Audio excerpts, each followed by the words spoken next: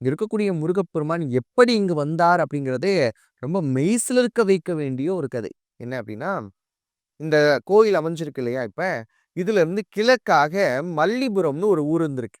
அந்த மல்லிபுரம்ங்கிற ஊர்ல ரொம்ப பெரிய குளம் இருந்திருக்குங்க. ரொம்ப நாளா தூர்வாராமையே இருந்திருக்கிறாங்க.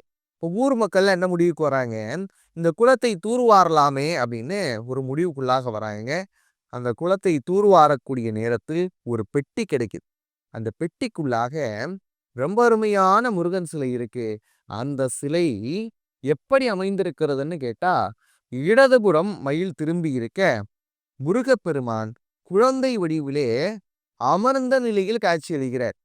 இத முருக பக்தர் ஒருத்தரு தன்னோட வீட்டுக்கு எடுத்துட்டு போயிட்டார். உடனே முருகன் அவருடைய கனவுல வரார். எப்பா, நான் குளத்திலிருந்து கிடைக்க பெற்றதே உலக மக்களுடைய நன்மைக்காக. ஆனா நீ ஒருத்தன் எடுத்து வச்சிருக்கியப்பான்னு சொல்றார். எங்கப்பா உன்னை அமைக்கணும்னு கேட்கிறார். இந்த திருத்தலத்தினுடைய சிறப்பு 5 விருட்சங்கள் இருக்குமாங்க.